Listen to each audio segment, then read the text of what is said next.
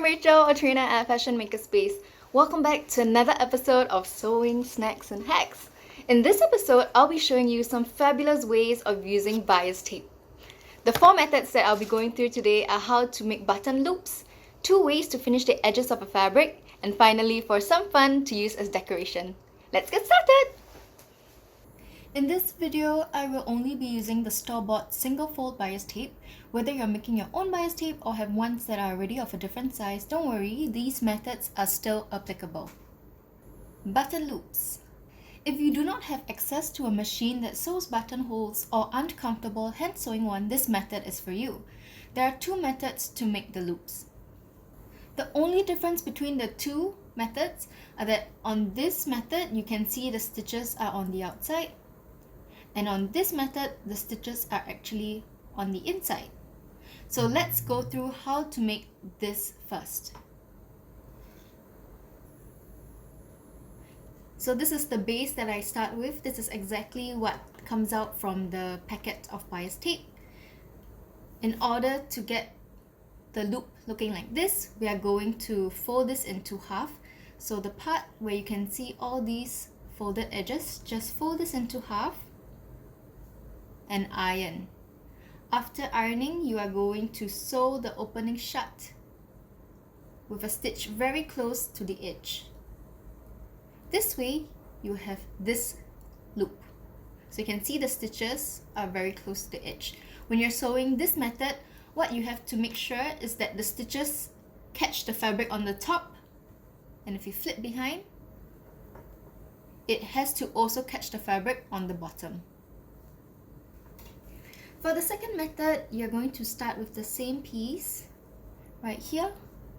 Okay, what you're going to do is open this up and iron it flat. So you get something like this. Now what you're going to do is fold this into half.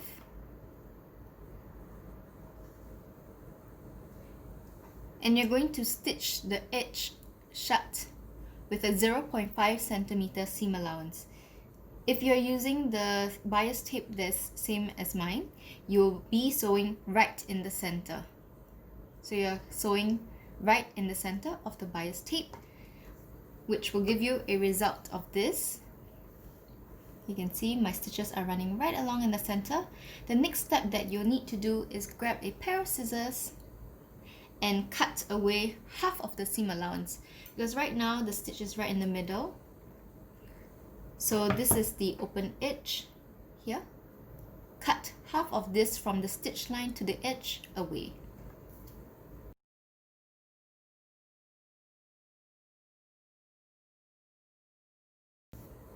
Now take your loop turner and you're going to turn this inside out.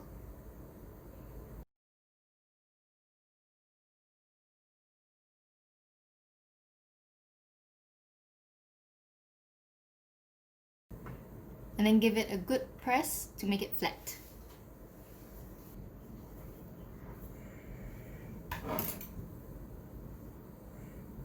There are 2 ways to attach the button loop to the fabric.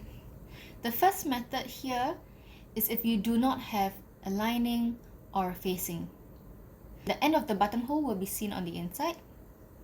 The second method is if you have a facing or lining, and on the inside is as neat as it is on the outside. To attach the loop using the first method, all you have to do is just stitch the button loop right onto the seam allowance. So if you already have a line running down, just stitch it right onto the seam allowance. For the second method, you first have to attach the button loop onto the right side of the fabric, and then grab your facing or your lining with the right side down, and then sew the seam allowance. I've already sewn the side, and when I flip it down, it looks good on the outside as well as on the inside. So I have a tip for you if you are making many button loops, something similar to the back of a wedding dress. Make yourself a long ribbon, okay, whichever method you choose. However, you don't need to cut this into small little pieces. The fastest and most effective way is to use this as a snake. So for example, the loop goes here. So this is the first button loop. And then you just snake it over to the second button loop. So just let me pin it into place and I'll show you. So there you can see I've pinned it into place. There are 1, 2, 3 loops. So if you're making multiple loops, all you have to do is get yourself a very long rope and then do it in a S formation, working your way down. Later you can just trim off the excess on the inside bit here. But this part you leave it out for the button. Finishing the edges of fabric. If you don't own an overlocker or just want to add a fun, interesting finish to your design, this technique is for you. Since the bias tape is slightly stretchable, it's perfect for rounded edges. So if you're wondering how to finish that round neckline or armhole, listen up. The difference between the two methods is that after sewing, one of them will be invisible, while the other will still remain visible. So the start to both techniques is to attach the bias tape onto the edge of the fabric. Open up the bias tape, one side of the bias tape, and if you can take a look, you can see there is a crease, a fold line here. You'll be sewing in the fold line. Before sewing, you have to adjust the edge of the bias tape, which is here, to the edge of the fabric.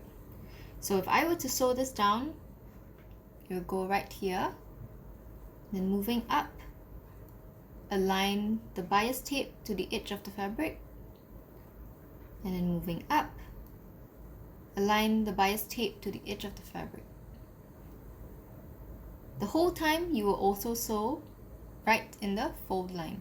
So that is about 0.5 centimeter seam allowance. Right here, that's exactly what I've done. If I open this up, they have been aligned and I have sewn right in the crease. So now your bias tape will look something like mine. So this is the starting part to both techniques.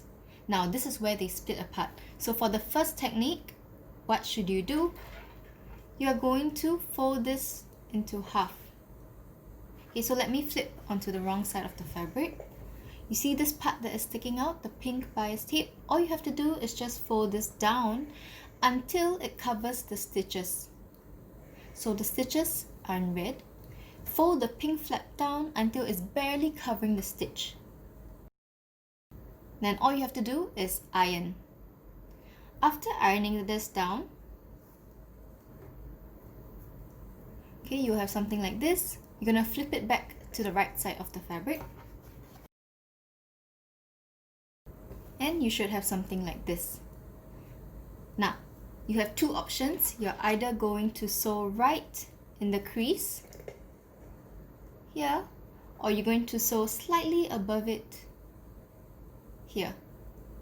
So two options, either you sew in the crease at the fold line or slightly above it. Regardless which option you choose, you have to make sure that the stitches are catching the fabric at the bottom. So if you take a look here, at the bottom, the fabric needs to be caught. So stitch. For this sample, I have stitched slightly above the seam line. Okay, next, for the second method, what are you going to do? So from the same part, after sewing it down, you are going to fold this inwards. So you're completely going to hide the bias tape. So I'm going to flip again to the wrong side of the fabric. Fold this down all the way. So fold it down all the way and you're going to iron flat. So the whole bias tape is now hidden on the inside and on the outside. You cannot see anything at all. So this is the second method. So for the second method, you also have two options. Either you fold it once, like this. So I folded it once and then sewn it on the top, like this. But if you want something smaller, all you have to do is fold it twice. So instead of folding it once, roll it into half and then down. So you can see this divides the width by half. Okay, so those are the two methods to finish up the edges of the fabric. So now you've known that you can use bias tape to finish up the edge of a fabric. If you're looking for a bit of interest on the inside of the fabric, you can use this method, also known as the Hong Kong seam. If you look on the inside, boom! Okay, the bias tape has wrapped the seam allowance, the edge of the seam allowance. So you can see if you use a contrast color, it can really act as a point of interest on the inside of the clothes. This finish can be seen in a lot of suits without lining. So how do you get this method? Start with your seams, and then the bias tape, fold it into half. So you get a really long thin strap. All you have to do is just wrap this on the edge. And you're just going to top stitch it down. So you just sew on the top, making sure that you catch the bottom as well. So it's very quick and easy. Actually, no, it's a little bit tedious, but it adds that extra effect in the clothes if that is the design that you're after. So the final method for you to use bias tape is for decorations. So hello to all those people watching me right now. This method you can use on a plain shirt, or if you want to spruce up a cushion cover or pillowcase, you can be creative, write some words or maybe a simple figure and use the bias tape and fold it up and manipulate it into anything you want to. The next method is to cover up the seam. So if you have a seam running on the side of your pants and you want to get that spotty look, you can put a contrasting color stripe all the way from the top to the bottom. So you have a stripe running through the side of your pants. You can also buy white tape and mimic the Adidas stripe, but don't tell them I told you to do so. So the strap that you see here is very thin. If you want, you can also get the thicker strap, double fold bias tape, and you can get a sportier look. So it's totally up to you. So for this method, it is a finishing. So when your whole garment or whatever you're done sewing, all you have to do is just place the tape on top. It's the exact, just place it on top, okay, with the right side facing up, and then just do 2 neat stitches on each side to secure it down. That's all. That's all for today. Thank you so much for watching. Stay tuned for more tips and tricks, and head down to our website fashionmakerspace.com for new products updated every week, like this amazing wrap dress. Stay safe, keep learning, and I'll see you soon. Bye!